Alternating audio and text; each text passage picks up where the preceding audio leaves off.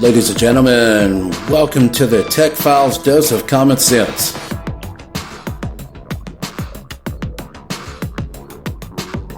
If common sense is supposed to be so common, how come it seems like no damn body has it?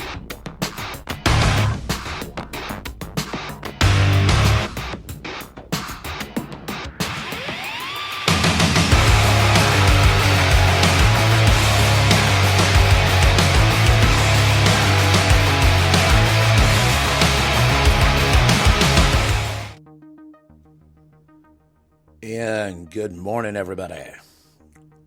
Welcome to the Dose of Common Sense for July the 22nd, 2017.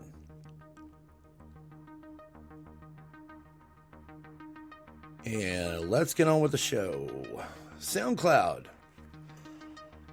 Well, I guess our friends at SoundCloud are not as much trouble as everybody says they are.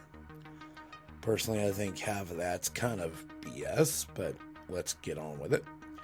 SoundCloud has an update that's being pushed to their devices right now that's allowing offline access to all of their Go customers. This update will allow customers that subscribe to their Go service, which is $9.99 a month. They're allowing them to retain songs and titles into their internal storage or to their SD card, whichever one they prefer. And that update went live as of this morning. So if you want to have any offline storage, I would suggest to become a Go customer with SoundCloud, and you can do that either with SoundCloud.com or through their application, whether it be Android or iOS.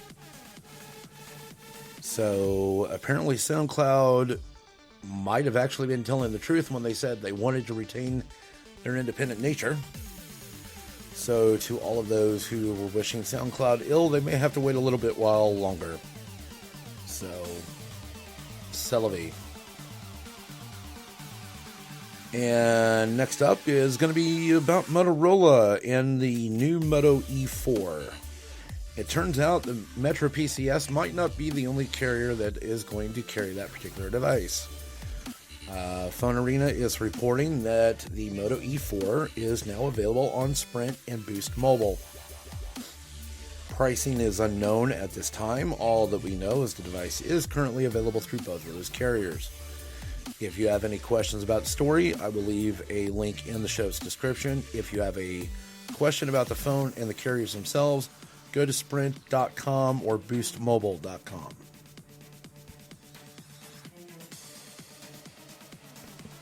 Personally, I think Motorola getting involved with more than one carrier is not all that bad of an idea. Even though Motorola is now owned by Lenovo, it is always good for Motorola to get a little bit more exposure. God knows we can all use another OEM in the arena.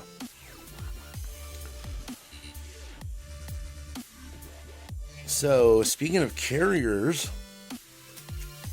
and I may get a rant on this one, Verizon has admitted to throttling video streaming when it comes to Netflix and YouTube.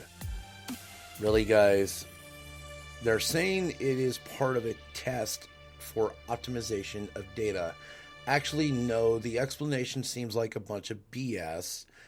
And the part where it talks about throttling kind of makes me wonder what the hell they're even thinking. Didn't we already go through this?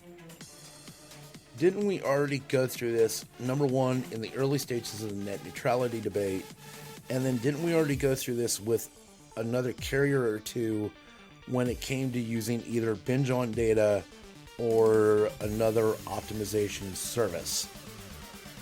I think this is overdone. I think the process of carriers willingly throttling people and services that contribute to their bottom line needs to stop.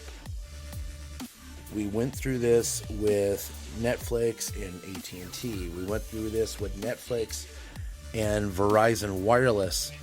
We went through this with Netflix and Time Warner, Netflix and Comcast, Netflix and who, name it. We've gone through it. This crap needs to quit. Okay? This was 2012. It is now 2017.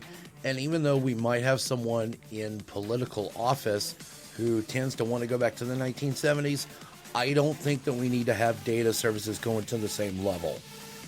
But I'm not going political with this. I'm going as a technical expert on this. This is crap. Y'all know better. Y'all know where your bottom lines come from. Y'all need to stop. Now. Speaking of needing to stop, LG has apparently got into contact to actually have some marketing. Unfortunately, it's to the exact same person that they've always gone to marketing to, especially when it came to the V20. And I'm not mistaken, they might have even had something to do with the G6. Gee-many Christmas. Really? This is what we mean by marketing, LG. You actually do a marketing campaign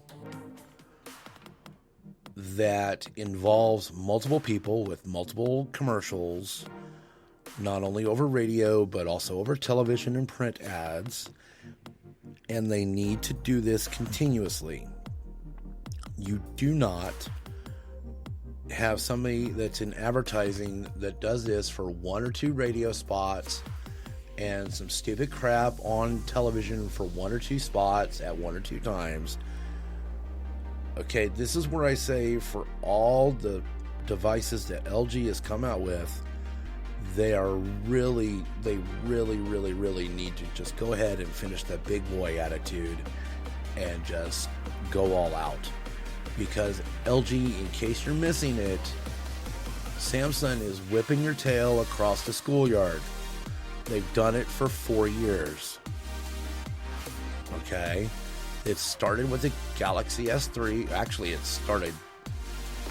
almost seems like it started back before that. But when you have a company like Samsung who remodels terminals at Heathrow Airport to look like a Samsung market, and then you have LG, who I understand their main source of income is not necessarily their phones, okay? We all know that it's through other areas, whether it be televisions, whether it be other things, washers, dryers, refrigerators, God help us. But if you're going to have your phones known for more than 15 minutes, you actually need to get in a marketing plan. Be inventive. Don't hire someone that is either fossilized in their thinking or fossilized in the physical sense and have them attempt to run a marketing campaign. It's pathetic. It's a joke. It does not need to happen that way. Please excuse me. I'm sorry. One of my wonderful little rants. LG, basically it's like this.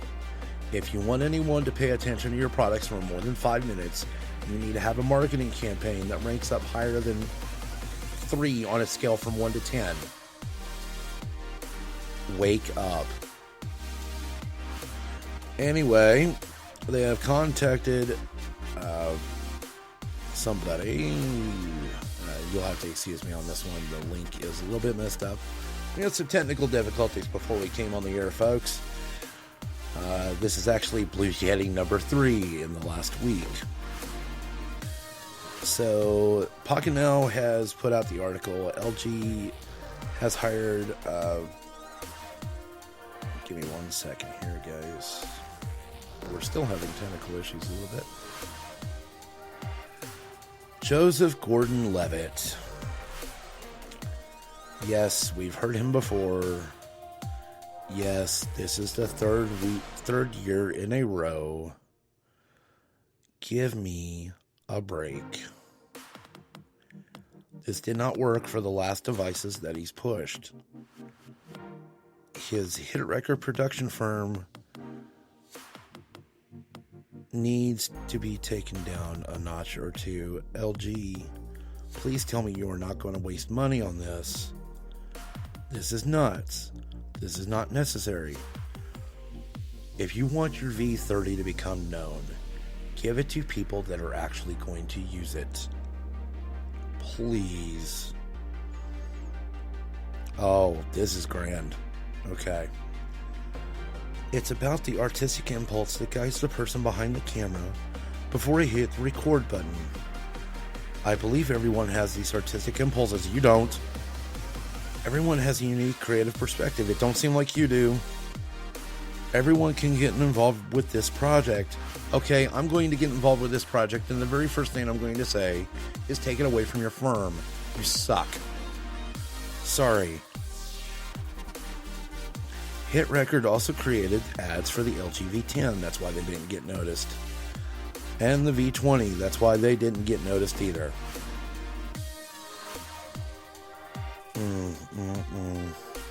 I have an idea. If you want this thing to be noticed by anybody, hire someone new, hire someone with actual perspective, and possibly hire someone with experience. Then get into marketing. That's how this works. You hire marketing experts. You don't hire actors that say they are marketing experts. It is ridiculous. Next up in the Are You High category, Cricket. Cricket, you've been looking for a reason to be called out for a long while. And Cricket has been saying how good they are when it comes to their service and how good they are when it comes to their phones. Not this time, my friends. Cricket has an unlimited data plan, and it looks really, really, really good on the surface. Okay? So I'm going to ask you this. Before you get lulled into the siren song offered by Green and Black or Green and White or whatever direction you're looking in, look at the fine print. Cricket throttles their service to 8 megabytes per second on a generality, okay? General issue, they throttled 8 megs a second.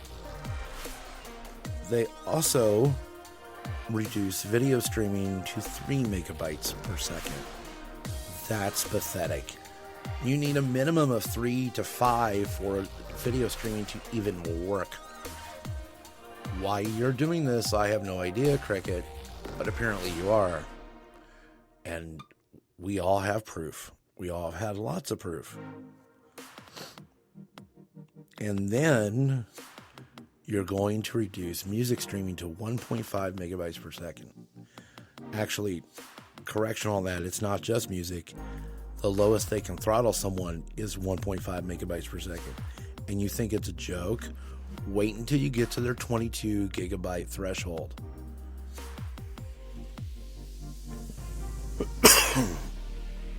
Excuse me, folks. Again.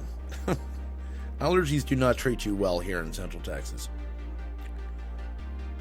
So when I say 1.5 megabytes per second, you're thinking, no, this has got to be a joke. No. Here's what I mean. 1.5 megabytes per second will seem like light years before you hit the prioritization threshold of 22 gigs. I've seen phones from Cricket when you get to the 22 gigabyte threshold. I've seen them if they go any more than 800 kilobytes per second. That's a little fast for them. Cricket, don't kid yourself. Take the throttling out of the equation. Wait till they get to the threshold. And then if you feel like deprioritizing them, throttling, then do it. Because at that point, you've gone by your own guidelines. And those current guidelines of the FCC. I may be on a high horse tonight. Or just horse. I don't know. So, next up, 2 things from our wonderful friends over at Google. Number 1, the editor for YouTube. YouTube had its own video editor. It's had it for a while. but apparently no one's utilized it. So what they're going to do is they're going to take YouTube's video editor and they're going to trash can it. If no one's going to use it, I don't blame anybody. If you're not going to utilize something, why spend the resources on something that's basically going to collect dust, that's going to take up server data, and possibly your own data in the process? If it's not going to be utilized, don't use it at all. Okay? That I kind of agree with. Here's the other point where I don't agree with. YouTube TV. YouTube TV is it's a cord cutting program, pure and simple. It's to compete with the likes of DirecTV Now, which DirecTV is owned by AT&T, and it's supposed to compete with basically anyone that wants to cut the cord from their cable company, and they want to have other options. Up until last year, they haven't had that many options. So YouTube started rolling out, I think the original one was like 5 cities. It was Washington, D.C., Chicago, Los Angeles, and something else. Now, bear in mind, I live in San Antonio, Texas. That's where Tech File Studio is located. So as soon as I heard about YouTube television, I went ahead and I downloaded the app. Now, I guess I must have been stupid. I didn't read the article completely. But in order for you to even have it working, you had to be in one of the 5 cities that were the initial launch points. Okay. So instead of just uninstalling it and, just basically crap talking YouTube and Google and all that, I decided I was going to be patient. I thought I would wait. And so they launched the YouTube TV back in March. It's been very popular, okay? I think maybe this application's time has come, and it's beginning to include more channels like BBC America and AMC, which is American Movie Channel. And Google wants to make this one marketable, so it is including this into a family sharing plan. Okay? And YouTube TV was originally started in Chicago, Philadelphia, New York, San Francisco, and Los Angeles, California.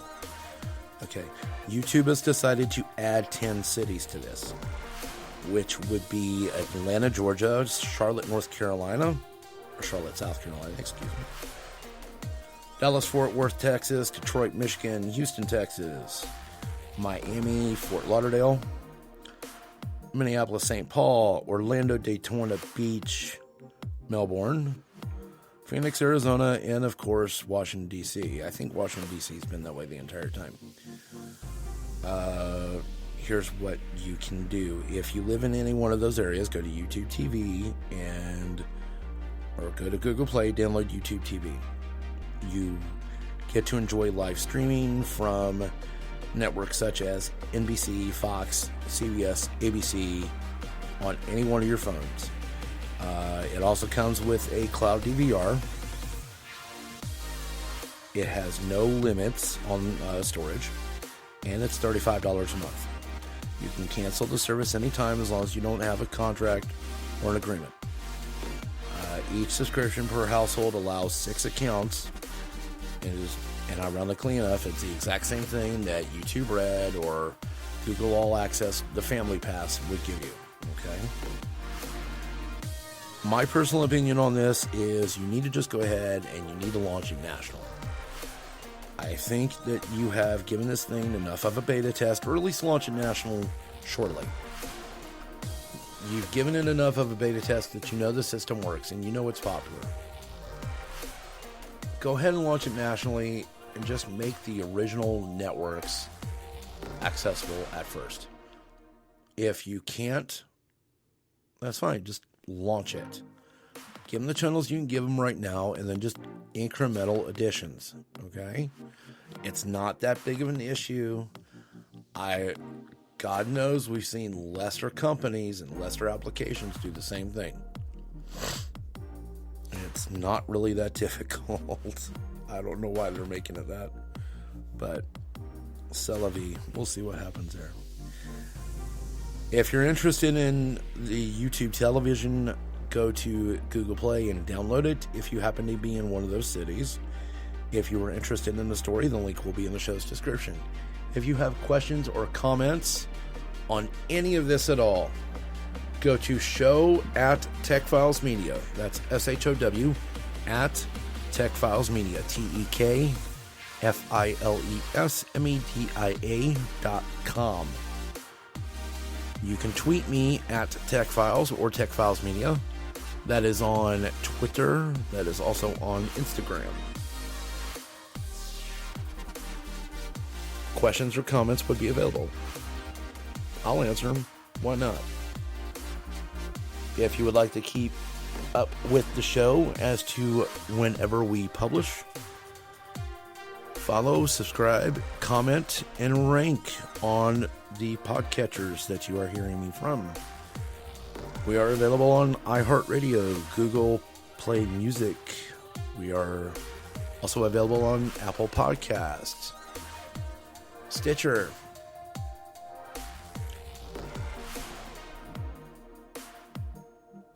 Okay, so it's working again, sorry. Digitalpodcast.com, TuneIn.com. We are available on SoundCloud. We're also available on Pocketcast. Rank, comment, subscribe. And I appreciate everybody that subscribed so far. Next up, we're going to go from YouTube to Facebook. Now, I don't know what everybody thinks of Facebook. Everybody has an opinion. Mine fluctuates depending on how well I can use it from day to day. However, it appears like Facebook is in the middle of potentially creating a modular smartphone. Well, how do we know this? Well, apparently there are some there's some patents that have been filed with United States Patent Office about modular devices. Now, whether it's going to be a modular phone or whether it's going to be a speaker, nobody knows for sure. So if you're interested and you are a big Facebook fan, I would definitely look into it and see what happens from there. Because trust me when I say it is very popular. Otherwise, they wouldn't worry about it. After all, they only have about 2 billion users right now. So, seems like it's going to be a good one. We shall see. Speaking of new phones and new concepts, 2 things having to do with those. Number 1, Razer. Now, when I say Razer to the non-tech fanatic, obviously they're going to think of something that has nothing to do with tech. So let me explain. Razer is Razer's a company that makes computer hardware. And Razer's really famous for graphics and for support systems. And lately, Razer has gone full bore into computer hardware. And now they've recently bought Nextbit. Nextbit, for those of you who do not know, Nextbit made what is known as the Nextbit Robin. And the cool thing about the Nextbit Robin was it was a 32 gigabyte phone internally. However, with their cloud system, it had up to 100 gigs that you could put applications, application data, photos, things like that into the cloud. And it was 100 gigabytes per phone. Now, Nextbit was bought earlier this year by Razer. Recently, the support on the Nextbit Robin has been terminated, unfortunately. I sorely wish I had had a chance to get a hold of the Nextbit for more than a day at a time.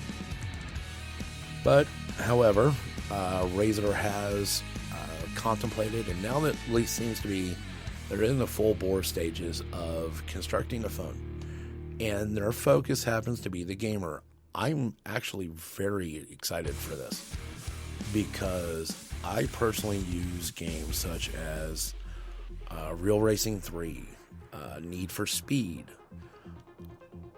anything that's really hot, racing and high graphics, with the possible exception of CSR2. CSR2 has a really good game with really good graphics, but the game's not that graphic intensive. I could be wrong. If I am, I'm sorry to the creators of CSR2. I like the product. However, Razer is talking about creating a phone that has that specific frame in mind. I'm very curious to see what those specs would be. You're probably going to be looking at minimum 835 on the Snapdragon. You're probably looking at a minimum 4 gigabytes. You're probably going to be looking at a common of anywhere between 6 and 8 and maybe even more. In that particular case, I kind of applaud it. And as far as the screen, I'm going to take this wild guess out there, and I'm going to say that Razer's very first phone is probably going to have a minimum of an Snapdragon 835, 6 gigs of RAM. It's probably going to have, you're going to be looking at 64 gigabytes as the minimum option for this phone. I'm almost certain of it. You can't do a phone for gamers and have low memory. 32 gigabytes at this point is the entry level. So you're going to see insane specs for this.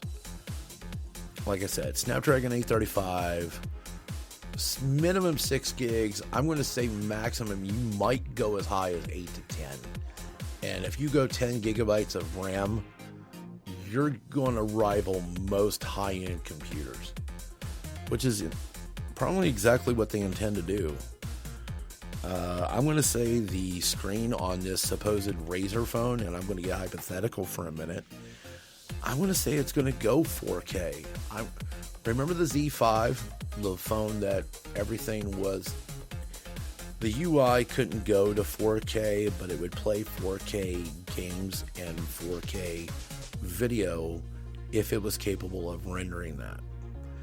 I'm saying you're going to be witnessing 4K on a smartphone, and you're probably going to be witnessing it before the end of this year.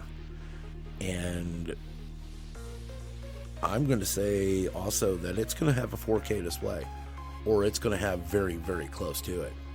And yes, you're going to be looking at pixels per inch of somewhere around 800. I'm kind of curious on the battery, if that's going to be the case. You're going to have at least 3,500 to 4,000 milliamp hour battery for that minimum.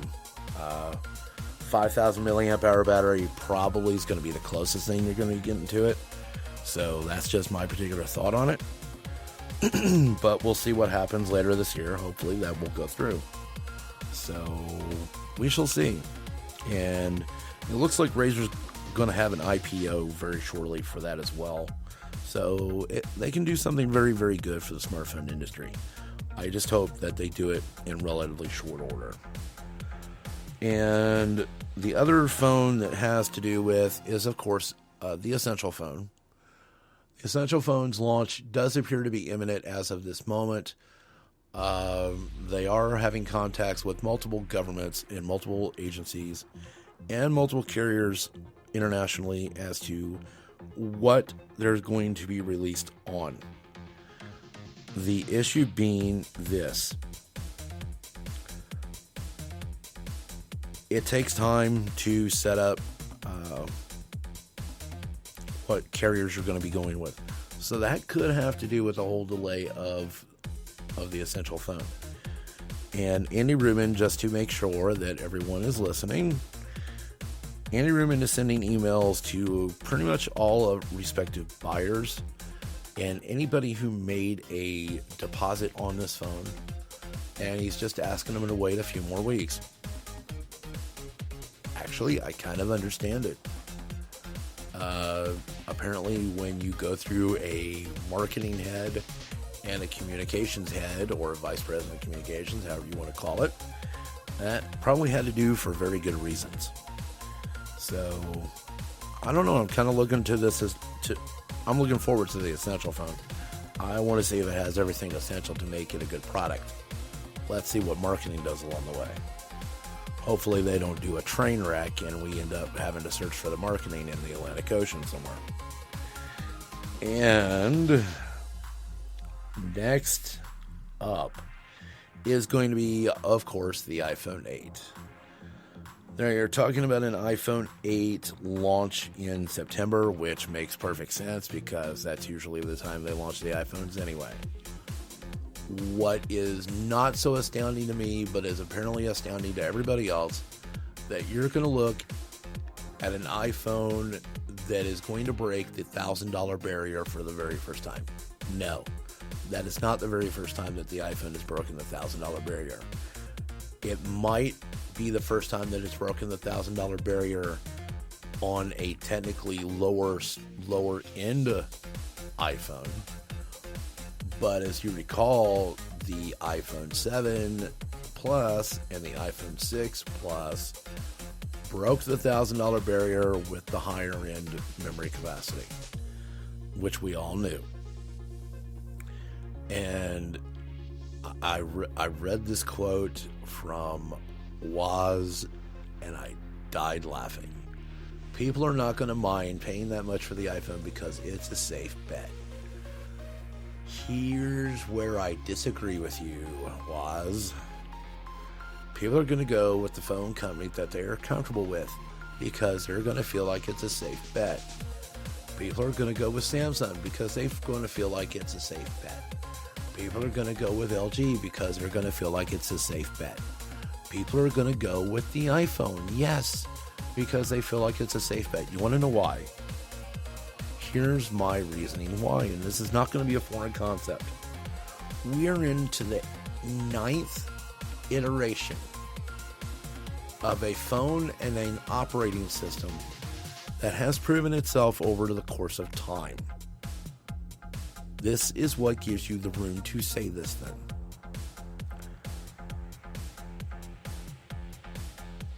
It's not that big of a deal.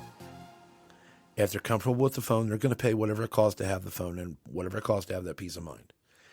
If you intend for this phone to make people switch from Android to iOS, you are telling a joke and no one is laughing with you. For that matter, if the new Galaxy Note 8, if that's priced through the moon, it's not going to get anyone to switch OSs. It's going to get people that are already comfortable with the software and the hardware. It's going to get them to upgrade. That's all it's going to do. It's going to get them comfortable to upgrade. It's going to get them comfortable being with a phone and a company they know they can trust. Just because it's iPhone and people say that iPhone owners are iSheep, they're not. I don't know this. I own an iPhone. I know this because I own an Android phone.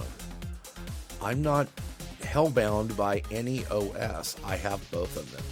I have to. Otherwise, I wouldn't know what the world I was talking about. But here is where I have this issue. Just because you own an iPhone doesn't mean that when I see the price of a brand new iPhone 8, that I'm going to run out blind as a bat and buy one. If it's going to be priced at $800 to $1,100, I guarantee you half of your potential market is going to sit on the sidelines for the first 6 months. They're going to deal with what they have, and if something happens before they're ready to make that choice, I don't know, you might lose them for good. You're not going to see anybody switch immediately from Android to iOS, nor vice versa, if the only thing they have to switch to is anywhere between $800 to $1,100. You're dreaming if you think they do. And I'm one that actually looks forward to what the iPhone 8 is going to offer. I'm that way. I'm a tech nerd. It's kind of like the shiny new rock in the aquarium. Everybody has to look. Unfortunately, it's also like marriage. You can look, just don't necessarily touch anything on the menu until everyone says it's okay.